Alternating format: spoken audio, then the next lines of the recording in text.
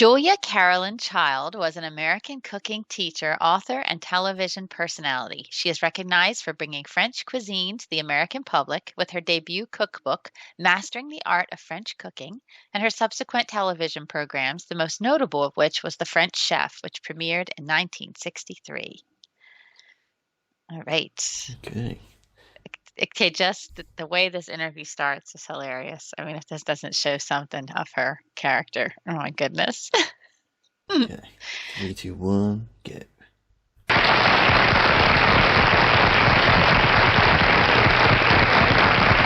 I do. The last time I was with you, we were discussing mastectomies. That's right, on I think this will be a little more fun. on the old Feeling Good series. Yeah. That's right. Haven't seen you in a time. Tell me something. Is there an attitude or a frame of mind or a personality type or something that makes for a good cook? Would I qualify, for example? If you're lean and hungry, yes. I think I'm always that. Well, I think if you're not really don't have a good appetite, you probably won't be a good cook, I think. Yes, I know the fun of shopping in the grocery store is when you're hungry, and I think the fun of cooking would be one of the funs. And also, looking forward and salivating over what you're about to prepare, I think is very important. Yes, I find that even if I make something as simple as spaghetti, which is not necessarily simple, looking forward to eating it is a wonderful thing, and I find there's a sensual pleasure in handling food. Does that mean I'm odd? It seems that I think that you're following the modern trend of America, because I think more and more people are getting interested in cooking as a creative activity. And I think as restaurants get more and more expensive and the food goes down and down, if you're used to good eating, you're much better cooking it by yourself at home. And as a matter of fact, not by yourself, but I think it's a great deal of fun to cook with friends, and more people are doing that. A lot of actors, maybe the older actors, Alfred Lunt was apparently a magnificent cook. And, did you ever know Geza Korvin, who was he's a Hungarian, and he was an actor here and in Hollywood, and he's a marvelous cook too. What is the difference between a chef and a cook? Is there any? Well, chef is a very special word, and actually our program should never have been called The French Chef, because as if there were only one, for one thing. No, but it was when we started it on, and I've been hoping this for 15 years, that we would have a PBS cooking program, so that any time you turned it on, there would be good cooking. And there would be a whole lot of other people cooking, not just me. And my idea that... You mean a channel devoted to... No, I mean just would be the PBS cooking hour. Oh, like every Tuesday at 8:30 or something like that. And then when I first started that was when everybody was doing nothing but French cooking, and I thought it should be called The French Chef, and then we got a lot of French chefs. But it ended up just being me, and I'm neither French nor a chef, but a chef really should consider him just before she gets into defining what a chef is. Then we'll come back to it. But I just want to say, first of all, full disclosure, I love Julia Child, and I have studied her life. I've read her autobiography, and she's just completely fascinating to me, which, we talked about kind of how bias is important in typing, even though people want to, that's kind of like a dirty word, bias. But, we know personally who we're drawn to, what kinds of people, what types of people we're drawn to. And, my whole life, I've always been drawn to ENTPs. And it's because they absolutely fascinate me with their minds. And I could talk to them and listen to them for hours and hours and hours. And Julia Child is no different. I've pretty much watched every single cooking show I can find from the archives. I've listened to so much that she's done, and it's not enough. I still want to hear more. I want to hear her speak more. I want to hear her thoughts. They're so intelligent and yet so random, and it just keeps me interested. So anyway, that's a word about personal bias. But I just love how she started this interview. It was so I hate to use the word insensitive, but it was hilarious. It was just so out of place. She said, well, the last time we had an interview, we were talking about mastectomies, which is when a woman has her breasts removed. I mean, it was so inappropriate. What a crazy way to start the interview, that was just like, what? Why when she mentioned that. It didn't seem very, and this was back in 1978. I mean, it just was pretty bizarre. But anyway, okay, I'll let you jump in, or else I'm just going to dominate this entire typing video. Go ahead. Okay, let's just continue. Watch a bit more. Oh, okay. Right, go. The general of an army, because he's in command of the whole kitchen and of all the people and of all the food and of everything. Yeah, a chef wouldn't even necessarily do any of the cooking, would he? Couldn't he spend all of his time giving orders like a general? Unfortunately, if you're in a big kitchen and you're the executive chef, you're usually behind a desk or else out sticking your finger in the sauces and beating people over the head. What's the difference between being a chef, right? A cook, and a gourmet cook? Well, that's a question after my own heart, because the word gourmet, which Jim Beard and I called gourmet, is a word that we do not use. And as a matter of fact, you'll hear somebody saying, "Oh, my husband is a gourmet cook." And so you say, now what in the name of heaven do they mean by that? Does that mean that he doesn't just warm up a TV dinner, or what does gourmet mean? We don't know what it means. Or does it mean something that's going to be very fancy, all covered with sauce and I don't know what? What's the dictionary meaning of gourmet? Was one who appreciates food? Well, there's a very definite meaning for the gourmet, which is, in the old days, several centuries ago, it was pronounced gourmet, and he was a man hired by a wine merchant to go out and test and taste the wines at various vineyards and so forth. And he recommended to you, the wine merchant, what you should buy, so he had a very good palate. And then gradually the word came to mean somebody who had a very good palate. And now it's been bastardized, so heaven knows what it means, that you put frozen onion soup on top of a casserole and a bottle of 2 drops of sherry or something like that. Or maybe it means you serve the ketchup in a little silver container. You're interested in her too, aren't you? Yes. Uh-huh. Yeah, I can tell. All right, go ahead. She's not afraid to say what she thinks. No, she's not. But she's right. Yeah. Gourmet. Yeah, I think it's interesting how she wants to properly define words. I don't know, maybe you can speak to this a bit because you're a TE user and I'm a TI user, but I'm constantly consulting the dictionary to see what is the true meaning of a word. That is very important to me. And I have had a discussion with another ENTP who also said he thought he was the only one that did that. He does the same thing. He consults the dictionary a lot for word meanings.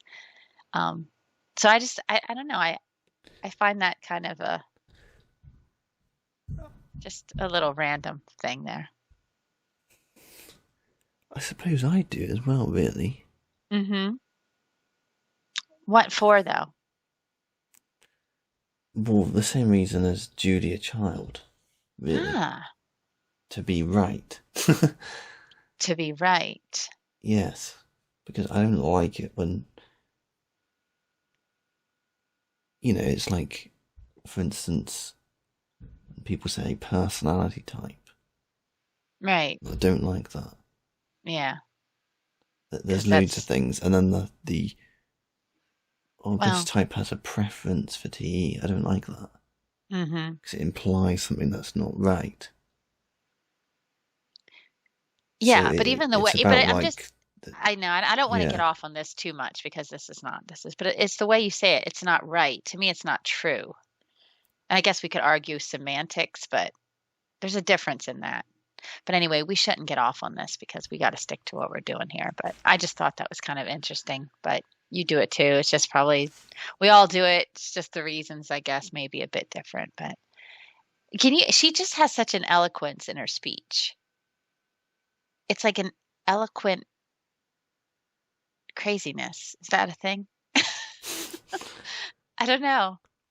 Like she's just can talk and talk. But it's always, I don't know. Like you just don't. It's there's an unpredictability there. Yeah, so I think for me the thing that stands out is the unpredictability. Mm-hmm. You just don't know what she's going to say. No. And then she's got this sort of like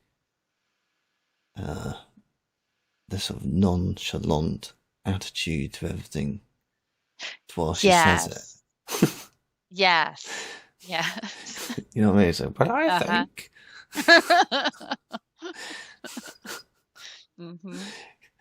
Yes, my great grandmother was one of these, and she was hard to type because there's so many, like it was like night and day, really.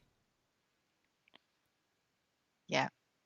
Sometimes very effy, sometimes very opinionated and stern. Other times just like a complete goof. There's like a dark side.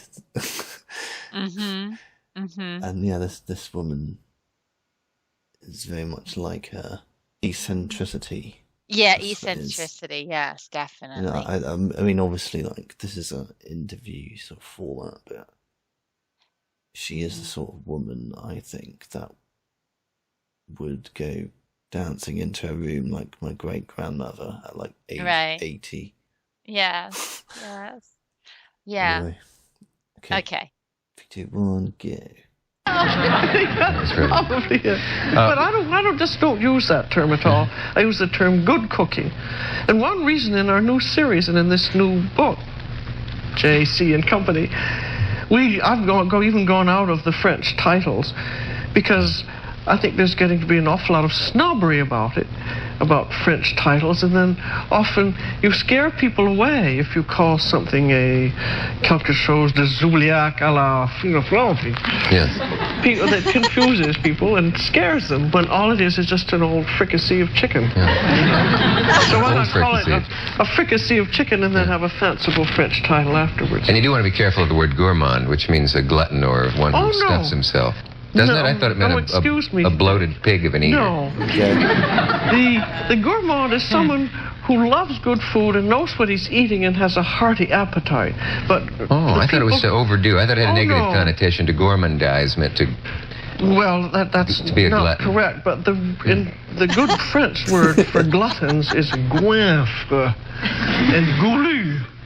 But a gourmand, it doesn't. And a gourmet, if you said that someone was a gourmet, he might not have a good appetite. He might not be any fun to eat with. He might just eat a little bite of that and say, "Oh, that's awful," and does not really enjoy his food. But a gourmand is a happy eater. Back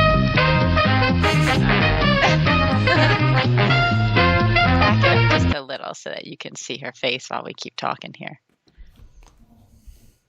Oh my goodness. I just love her.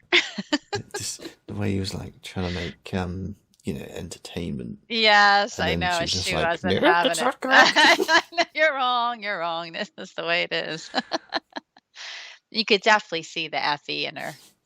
It's interesting, Effie and Annie together. It's just so expressive in its own sort of way. And we've talked about this in different kind of videos, but yeah, you can go and watch other interviews she's done, and I mean, I think her, for lack of a better word, her quirky kind of nature is easily seen. I mean, even just in her cooking shows, the way she just, the way she's just, she's just kind of nutty. The way she grabs a chicken, and it's just, she's very entertaining. I think you can see why she was so successful. Definitely. Yes. Yeah, these ones, they always remind me of a sort of like Mrs. Doubtfire sort of character. Yes. I don't know if like Mrs. Doubtfire is meant to be one. To be, meant to be an not. ENTP. Yeah, I don't know either. It's hard to type. Or ENFP, but yeah. Well, it was Robin Williams, so. Yeah, that's right. He could play the any dominant, right. character, because there's times in the movie where he's very sort of manly and stern. He's like, "No, you're not doing that," and then there's other times where he's like goofy. So, Yeah. The randomness just makes me think of that. Well, I've been waiting to make this video because I love Julia Child, but ENTP females are like a needle in the haystack in the entertainment industry, I guess, or whatever, the public sphere. I mean, you and I have been, they are Yes. difficult to find. So if anyone listening out there, if you have found a female that you think is ENTP, please recommend her to us Yes, because and we will praise your name for all yes, time. yes, we will because there's a few types that we'll talk about as we make videos that are very difficult to find in the public sphere. I mean, they've got to be out there, but wow. And we've looked at hundreds and hundreds of people, and it's difficult to find an ENTP female. So Julia Child is a beautiful example of one. Yes, we find one, we write you in the about page for all time as a hero. Right. Yes. And the So, date, we write a whole thing about when you suggested okay. how. All right, Mister, I honor my word, and then someone's going to hold you to it and quote this video. Anyway, are we done? I think the interview's over. So, Yeah. all right. Funny. Well, yeah. So, our first ENTP female with the ENTP female playlist. Okay. Thank you for watching. If you have any, send them our way.